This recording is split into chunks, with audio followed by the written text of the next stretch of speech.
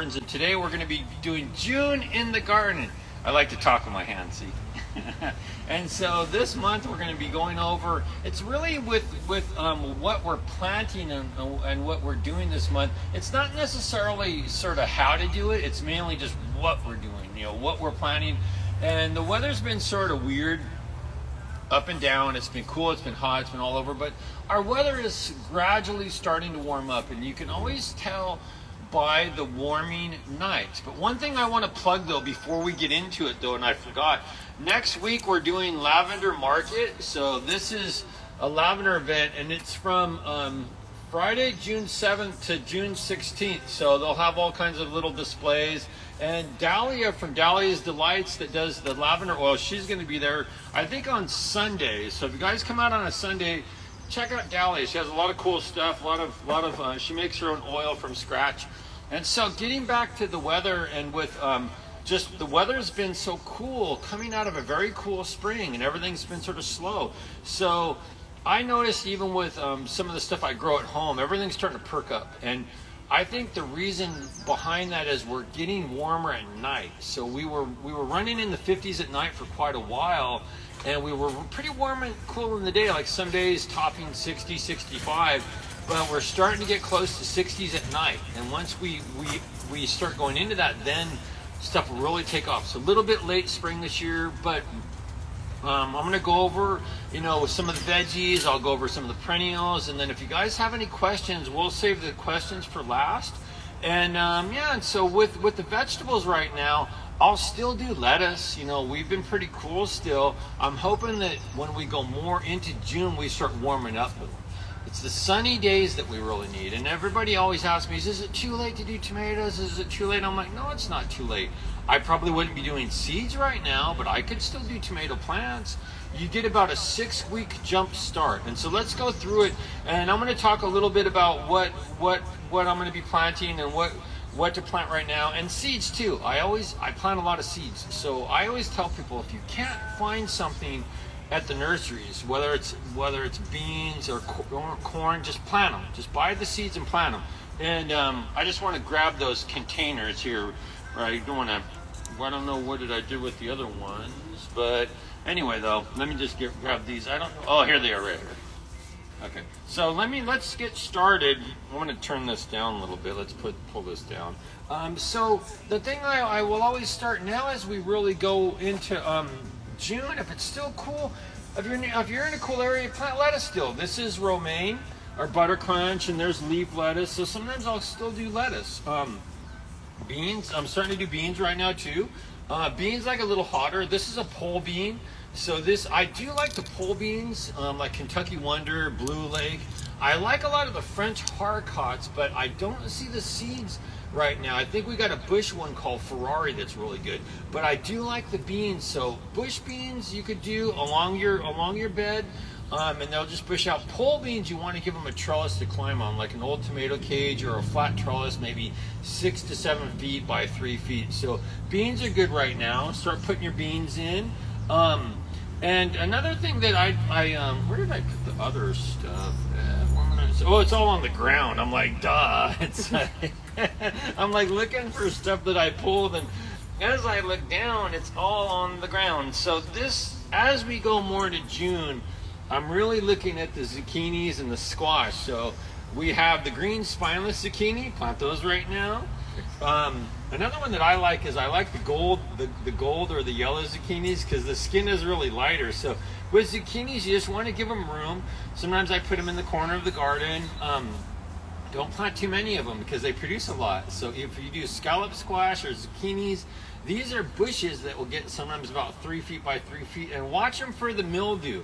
So we've been having a hard time getting on my favorite fungicide spray, which is Safer Garden Products sulfur. So I don't know if they're going to be making it anymore, and they're the only form of organic sulfur. So a lot of the other types are inorganic. So I'm going to start trying some of the oils. So there's a new one that we're carrying that, let's see if I can find it. So this is called Plant RX. and this has thyme oil, soap, and an alcohol in it. So I'm going to try this to see if it will work for powdery mildew on some of the zucchinis and some of the roses. So this is a new product. I'm testing it, so we'll see, because I want to see, because sulfur is going to be hard to get. If this isn't as effective, then I'll go back to wettable sulfur, because I know Benide makes one that's a powdered sulfur that's organic, that you mix into water. So I'll keep you guys posted on that. But another thing that I want to show you that people don't realize, see this gold zucchini, it has a variegated leaf. And one thing that's interesting with the variegated leaf, that's not mildew. Watch, I can't rub this off. So a lot of people don't understand, with the variegated varieties, they don't get mildew. They're mildew resistant. So there's a green one called Ball's Hybrid, and then this gold zucchini, they don't get mildew because they're variegated. So that's an interesting thing. So plant them, don't water them really good when you first put them in, fertilize them, because sometimes with zucchinis you'll get all female flowers and no male flowers, and the female will always have a fruit behind it. So the male flowers with no fruit behind the flower, they have to cross-pollinate. So that's why you feed them a little extra sometimes, about once a month, with like the down to earth all-purpose or the vegetable fertilizer. That way you get them to flower more, and the flowers will always balance out, so they'll cross-pollinate. And always bring in the bees too when you are doing like the pumpkins and the squash. And oh, here you go. Here's some watermelon. You could do watermelon. This is a little baby watermelon that's called Mini Love.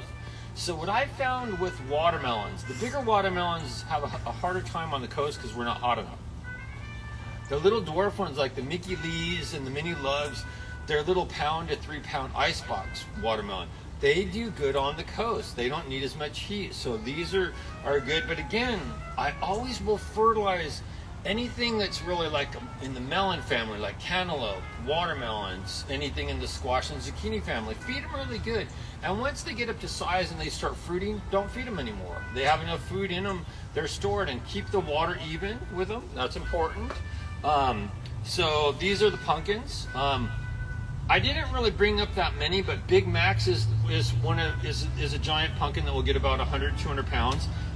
When you're doing pumpkins, though, I will a little bit of knowledge with them. If you want to do the big ones, you have to have room, because the big pumpkins really trail, really get full, big leaves, sort of take over the garden a little bit. So the big pumpkins like Big Max, I did pull one of the, I don't know where I put it. Let's see if I can find it.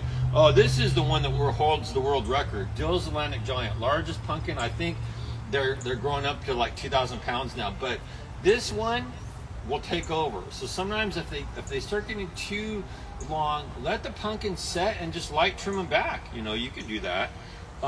So pumpkins are pretty easy. You do got to watch them for powdery mildew. So if we stay cool, try the RX, get a wettable sulfur, you know, that way you can control the mildew, because anything that has a fuzzy leaf like this, the mildew really sticks to that leaf and attacks it. So another ones that I will do seeds. This is the thing, I'm a big seed grower. So if you can't find seeds or you can't find plants, these are really good little French zucchini. They're round, like 8-ball zucchini. Those are really good.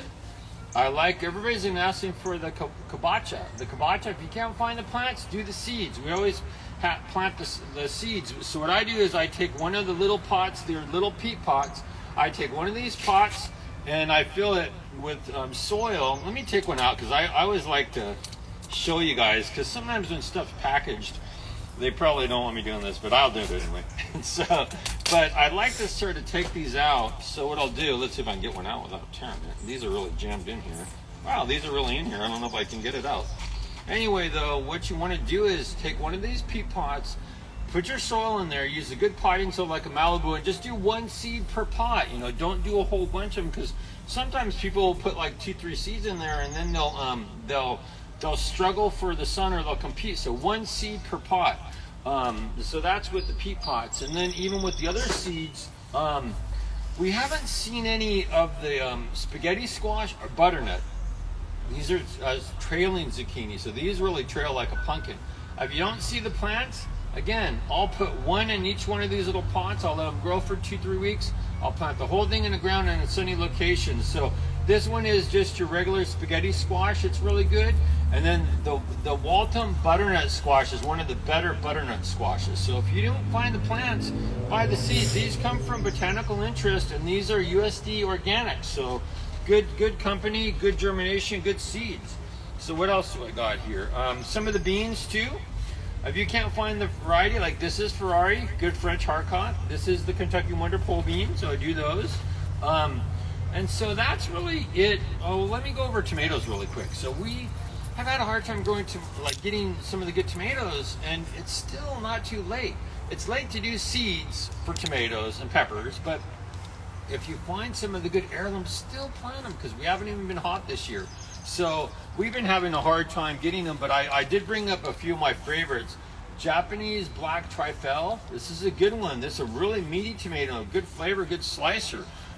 This was just a little patio tomato that I brought up if people want to do them in a container. But one of my favorite heirlooms, I love this heirloom. This is my favorite black Krim. Reason why I love black Krim so much, as a slicing heirloom for the flavor. I can grow it on the coast. I can grow it farther inland. I can grow it anywhere, and it still produces. And I get about a half a pound to pound fruit. Some of the bigger heirlooms like Cherokee Purple and some of the carbons and some of the really large varieties, they need a little bit of heat. They won't produce on the coast. So that's one thing. One of my favorite varieties, I've always used to do pink Berkeley tie-dye, and I've had very mixed results on the coast because we stay too cold. Black Krim seems to tolerate the cooler weather, drizzly weather, and I get a ton of fruit. Little smaller, but still great flavors. So if you do see them, plant them. Some other stuff that I want to bring up too. Oh, I got some more down here. So this is just the large red cherry, and they're okay. They're average cherries. I would always see if I can hunt down Sun Gold cherry, Juliet grape tomato. You know, if I can't find them, I'm planting seeds. I take these little jiffy pots, the little jiffy strips. I might put 1 or 2 seeds in here. Now, the difference with cherry tomatoes like these Sun Golds, they grow really fast. Heirloom tomatoes, buy the plants, because they can take up to 6 or 8 weeks. Cherries, sometimes you plant the seeds and within 4 weeks they're taken off. So a lot quicker with the cherries. So get the Sun Golds if you can't find them. One of my favorite varieties. We got into a few of these little dwarf tomatoes. These are called Heartbreaker Dora, the little red tomatoes. So these would be good for a little balcony. Good variety, good tomato. We're starting to see the Persian cucumbers come in. So Persian cucumbers. Oh look, here comes Mike. Mike's gonna try to do something, but it's not gonna work. Yeah, Mike, that's not scaring me. It's not scaring me, Mike. But that looked out pretty boring, Mike. Strawberries, oh, it's too late. Well, and buy color packs. Get the smallest plants you can get. Don't get them where they're flowering and throwing to runners, because they won't fruit anymore. So color packs. This is a good variety called Eversweet. We finally got in a shipment of some nice Alpine strawberries. Alpines don't want as much heat. Put them under a tree or in the shade. Get them in at least half-day sun, but a little bit of shade in the afternoon. Not like the heat. So that's it. And another thing that we got, we did get some color packs of asparagus. I love asparagus. Asparagus can take about 3 years to really get good spears off them. You let them grow 4 or 5 feet. Every year in fall, you cut them all the way to the ground. You do that for about 3 years, and then by the 3rd year, when they come out in spring, you'll get spears the size of your pinky, and they're so tender. So which one is this? This is Mary Washington. This is a good variety. So we got little color packs of these. So I usually do try to tuck in like an artichoke, like a green globe, or an asparagus, Martha Washington. Put it in your landscape somewhere. Don't put it in your raised bed and let it take over. Put it in your yard somewhere, behind your roses, or anywhere where it's going to get some sun. So, because a lot of times too, though, what I see with people with raised beds, I crowd my raised beds, but if I know certain plants are going to get big, like artichokes and asparagus, I don't plant them in the raised bed. They go on the ground somewhere. So that's pretty much the tale with the vegetables. And there's a lot of other stuff you could still be planting. You could get a crop of carrot, like plant your carrots right now before it gets too hot. Carrots won't germinate when it gets hot. So you want to do some French breakfast radishes and some other radishes and beets. Do it now before it gets hot. But carrots and beets especially don't germinate when it gets hotter. So if you want to do some and you want to have them ready in like 3 months, plant a lot of seeds in right now. Don't wait until like more into June when we're hot, because they won't germinate. So that's where pretty much the most of the veggies, and let's go into herbs. So herbs, this is the great season for herbs because this is my favorite time to plant herbs because everything starts coming in. So the basil is coming in. So I'm getting the sweet basils in. Like this is Italian large leaf. I do like the Italian sweet basils, even though I don't think I'm sort of low on them right now. But let me just show you one of my favorites because I do have seeds. Is the Italian basil, the Genoveseis. These are the sweet basil you make pesto out of. It's a good one. This is again botanical interest. Another good one that I like is called Everleaf Emerald Towers. Or Emerald Towers is a good one. Good flavor. So the crucial thing with basil when you grow it, put it in a lot of sun, has to drain. So the water has to drain fast. Basil hates to be, it wants regular water, but it doesn't like to be sitting in water. There's a term, they don't like their feet wet, meaning they don't like their roots sitting in water. So if you can get it in a container, or if you can put it in the ground or raised bed, it has to drain. So that's important.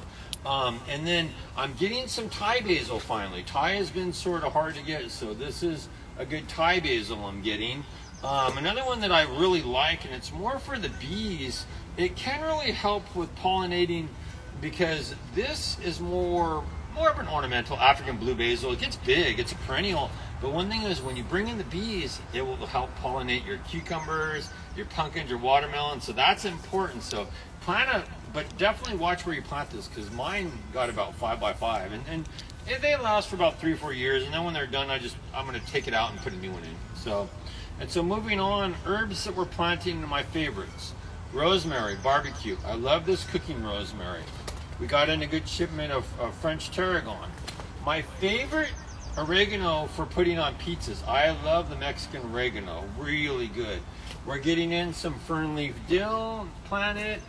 The onion chives, getting in some cilantro. Now, this time of year going into summer, cilantro doesn't last long, so sometimes you're better off doing little amounts of seeds, or if you buy the plants, cut them back. Like even they're going to think a rabbit chewed this, but see where the new growth is? Even if I bought this, I literally would cut this. You can't see it. I'm going to cut it all the way across. And you're like, oh, what are you doing? It's going to be fine because it's going to keep it from bolting. So see how I cut it back and the new growth, but see I don't want to cut lower because you see the new growth coming out of the crown. But that's very crucial. And then I can use this, but I love cilantro. Cilantro is one of my favorite herbs. Besides basil, I love to put it in soups, and I put it in my tacos, and I put it in everything. I love fresh cilantro. It's so good. So that's what plant your cilantro right now, but sometimes it might only last for 6 or 8 weeks. So cut it, use it, cut it, use it. When it bolts, take it out, plant some seeds, plant some plants. Stagger the planting too. Sometimes I'll buy plants and I'll buy a little bit of seeds, and that way you'll have some in about 6 weeks or so. Parsley, you do your Italian flat leaf parsley is good right now. I love fennel, the Florence fennel. There's different types of fennel. If you want bulbing fennel, make sure you get Florence. Florence is a good variety from Italy that's bulbing. Stevia. Stevia is a lot like cilantro, very short-lived. So trim it and trim it. And what they do is they dry the leaves and then they boil the leaves and strain it as an extract for a sugar substitute, but it doesn't last long. So treat it like cilantro. Let it grow, and then when it's done, then take it out. Your English thyme, that's my favorite variety of thyme, very aromatic. We're getting in some good mint. I didn't bring them all up, but we got in some good chocolate mint right now, which is a chocolate peppermint. With mint, don't put it in the ground because it will take over. Mint has really sort of evasive roots, and they just sort of spread everywhere. And then there's lemon balm and lemongrass, and there's so many herbs that you can plant right now, but this really is herb season. And like I said, if you don't find it, do the seeds, you know. Like there's another really good variety. This is one of my other favorite seed companies, Southern Exposure Seeds. This is called Boloso Napolitano basil. It's another sweet basil from Italy. I like the Rosella or the hibiscus tea. That's a good one. If you're not going to find plants, plant seeds. That's everything that and then I brought some other stuff up. Some sugar baby. That's another good watermelon. Again, Waltham butternut squash, that's good. Didn't really bring up that much in the herb seeds, but you can still do basil and cilantro and all that. But that's pretty much it for the herbies. but there's so much other stuff that I didn't really bring up. But now is herb season, so that's where the herbs. And so flowers, we're going in as we go into summer. We are getting some more of the summer bloomers. So we're getting in our vinca. This has always been one of my favorite flowers when I lived in the desert. Vinca, the vincas last so long. You get some good ones that are the peppermint cooler I like. We're getting in a lot of stuff. You can still do marigolds. Marigolds, marigolds I like to plant near the tomatoes because the marigolds will help keep some of the caterpillars away because they don't like the smell of marigolds. So marigolds are great. You do got to watch them for the bunnies a little bit. The bunnies will chew on them a little bit, but I do love marigolds. Marigolds are such great bloomers. It's getting a little late on for some of the petunias because they're just going to start blooming out. I didn't bring a lot of geraniums up, but geraniums, you can put geraniums in right now. Love coreopsis. We're getting in our sunburst coreopsis. This is when you really know we're getting into summer because these are starting to bloom. So coreopsis are coming in. I still like dianthus. I know a lot of people don't plant it as much, but it's such a good little flowering plant. You have a biennial in the family called Sweet William, but I love these little just Telstar dianthus, floral lace, good varieties. I still like Gerber daisies. These are the Gerber daisies, Premier Chardonnay. You know what I found with Gerber daisies? Don't put them in the ground. Put them in like a little 12-inch terracotta with really good potting, so like Malibu. Put them in a lot of sun and water them thoroughly, and just they don't like to be really wet or really dry, but in the ground they struggle because our clay is too heavy. Getting in some really good pentas. Another one of my favorite. These are the dwarfs right now. As we get closer into summer, I'll get some of the tall ones. So the pentas are coming in. You get whites, you get lavenders, pinks, a really good flower. These two can take a lot of heat. These two plants can take over 100. So if you're in some of the inland areas, they'll definitely take the heat. I usually save this for the perennials, but it was in here. I like the armeria. It's a little sea thrips, good little plant for putting around roses. A few shade stuff because we're starting to get in a lot of shade stuff coming in. So these don't look that good, but the fuchsias are coming in. The fuchsias, we're getting them in still. I love this little plant. So this is a dwarf tuberous begonia. It's a non-stop begonia. These don't get that tall. So we got 10? Mm-hmm. Okay, so she's telling me I got 10, so I got to speed it up.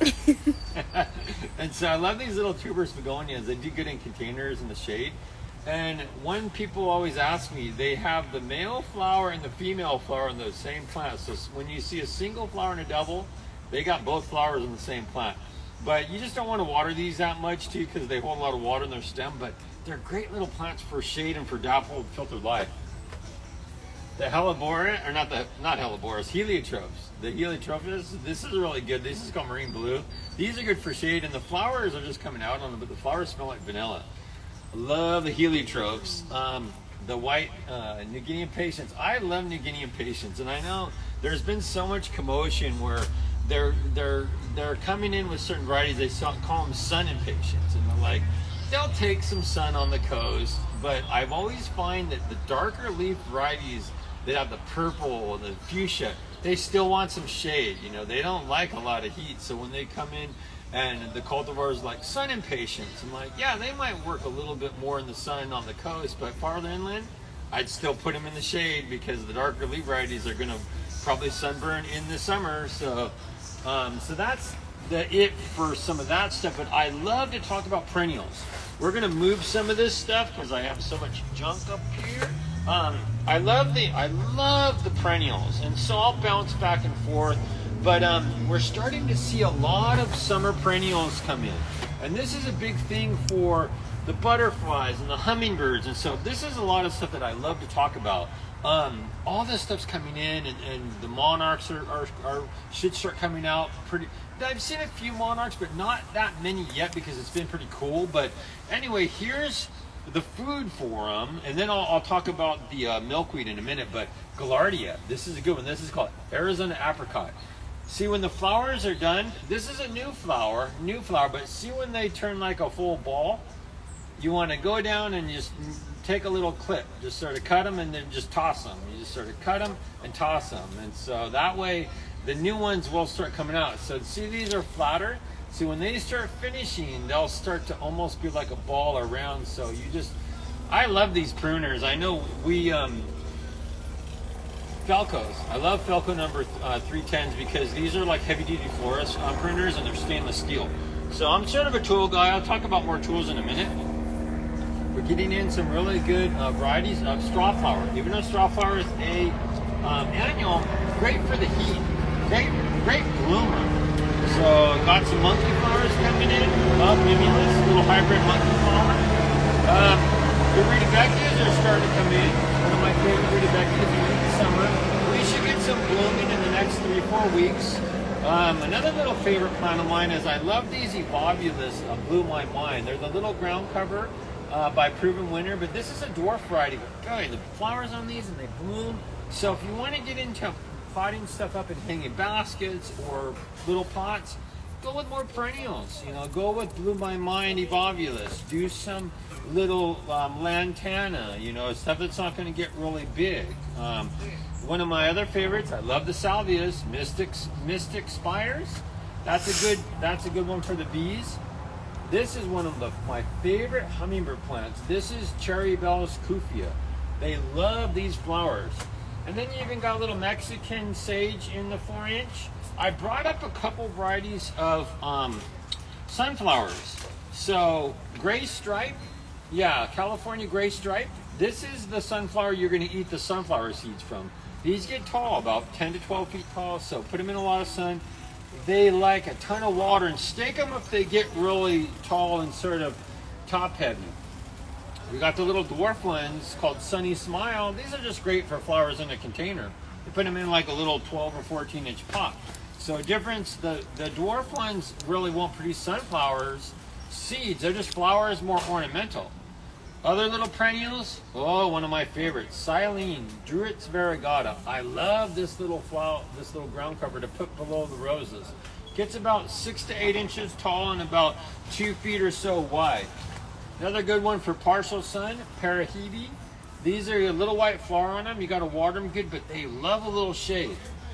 Little Erodium. This is Erodium Burchardia. Which variety is this? This is called Rosema. So nice little variety to put near the stepping stones. Good one. Got more stuff. Do you believe that, Sabrina? We have more stuff. More. So the lobelias, we finally got lobelia. Blue and the purple, the Crystal Palace, and then the sky blue. Good one. Another one of my favorite plants that I've really been liking in the past 2 years is the Bidens. This is these are different types of Bidens, but they're such good rebloomers and they come back as perennials. So good on that. You got the oh, I love the Nemesias. Nemesias are so great for containers. You just keep trimming them and they'll last for 2-3 years. So those are really good. Verbena, I always come up and talk about the verbenas, but sometimes the verbena like a lot of heat. So you have Empress, Lavender Blue, you have some of the pinwheel ones. They like really hot weather, so sometimes on the coast they can be, but if you live in the inland area, especially near Las Vegas or far inland, verbena is a great ground cover, loves the heat. Sometimes near the coast they get mildew. Okay, let's get racing because she told me 5 minutes. So dahlias. Do your dahlias right now. Dahlias are great. Ground, this is a dwarf variety, and which variety? Because sometimes I don't say the varieties. This is called Labella Fun Pastel. Good for the dahlias. We're getting in some of the dinner plate ones too. I love the dinner plate ones. They put them in little tomato cages. I love the dinner plate. One of my favorite flowers. You do got to water them and you got to watch them for the rust. So I want to talk about perennials really quick, and then we'll wrap up. And fertilizing too. If you haven't fertilized, feed your roses. Feed your roses right now. Feed your citrus, blueberries. Every 2 months, feed them with I love the Down to Earth. So that's your rose food. I love the citrus food. This is good citrus food because this has good minerals in it. So it's a 6-3-3-3. 6% nitrogen, 3% phosphorus, and 3% potassium. Nitrogen helps with growth. Phosphorus helps for fruit development and root development. 3, potassium helps for stress. If it's weather stress, or it helps them deal with different varieties of environmental stress. But the one thing I really like about Down to Earth, they put your minerals in there. So it has a good amount of calcium, 3%, a little bit of sulfur, has iron and zinc in there. So they put trace minerals in there. So that's why I like this company. Should I do the, here, watch. Put it on backwards, see? So I just wanted to show you because I love these hats. These hats are like, even though it's all like, see, that nice hat? So these are, yeah, if you want to see my bald head. Like throwing stuff. See that, Serena? You can't keep me, you can't take me anywhere, huh? So the one thing that's cool about these hats, they're made by San Diego Hat Company, and they're tight enough so they have sunblock. This is 50 UPF, so that's good because when it gets hotter, my face gets so fried, my nose gets sunburned, my cheeks get sunburned. So these hats I like because one thing that people don't realize with them is you can travel with them. You can bend them up and you can fold them down, and they're just a great hat. But I love to take them once in a while when I'm working in the garden as we get hotter. But they're great hats, you know. This one retails for $40, so it's a good one. San Diego Hat Company, love them. So good hat when we're in. Let's talk a little bit about sprays. I don't spray the garden that much. I don't spray that much at all unless I really have to. The soaps work good. Safe Organic soap works good for aphids. If you get caterpillars really bad, I'll use BT, you know. The snails and the slugs have been really bad. With the snails and the slugs, this is the only form of organic iron that you're going to see, or slug bait. This is iron phosphate. It's not methaldehyde based, so you can use this on your vegetable garden, on your fruit trees. You can't use a lot of the other ones because they're based out of methaldehyde, and that's not good even around your animals. That's why it has a picture of a dog and a cat, because this is safe for around your dogs and cats. So that's why the Sluggo is a really good one for that. I love the compost tea. I love to use this on, switching gears a little bit with fertilizers. I love this compost tea. Soak it in a 5-gallon bucket. You water it into your tomatoes, peppers, plant like eggplant, every 2-3 weeks. Love this. So this is just the basic one, but I use all of them. This is the one, just plants, trees, and shrubs, but I'll use this on vegetables. I'll use it on everything. But I like the compost tea by Malibu. Another one that I'll plug, I love tools, stainless steel tools. I love this Terra Garden, like the hand rakes, the weeders. The one thing that's good about these is they're stainless steel, so they're not going to rust. So, and they're made really good too. So I love Terra's Gardens. I love, now that tomatoes are starting to get taller, I love the soft ties. So this is just original soft ties. So this won't cut through there. So I love using this for staking stuff up. Let's talk a little bit about, where did I do with them? Let's see. Oh, you put them right here. I have a ton of perennials right now though too. So you guys got to come in and see me. I have salvias right now, like Amisteds. I have Misties. I have yarrow. I'm getting a ton of one of my favorite geraniums. I love this geranium, Roseanne. So this geranium, this one is from Monrovia, but I love Roseanne geranium. We're getting all the milkweeds, so now's the time to plant the milkweed. So for the monarchs, we do a trade-in program. If you bring your old milkweed in, we'll give you one milkweed. So you bring in your tropical, we'll swap it out with the native. The natives are really good. Natives don't flower as much, but it's good variety. So this is your Fascicularis. What am I thinking?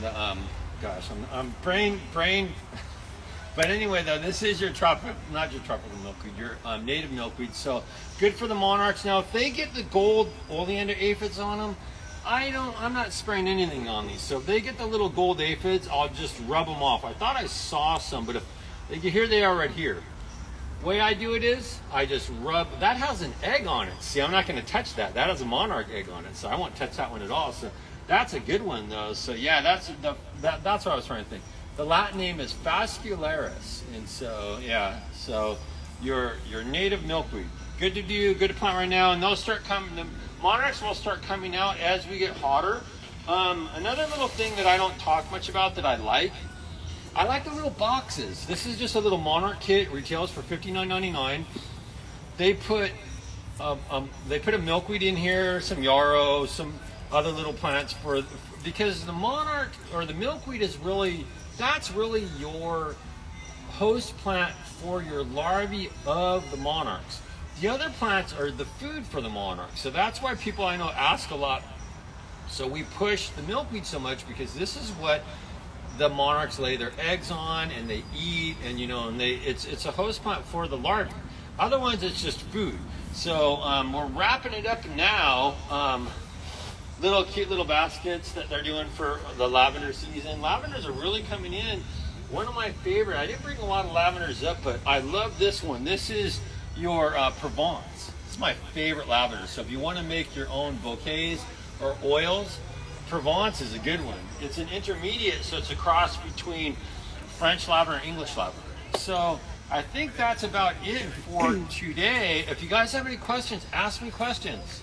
Yeah, so we are out of time for questions right at the moment, but I recommend commenting just right under these videos. Okay. We're going to post them on our Facebook and our Instagram. If you guys have any questions, come in, call me.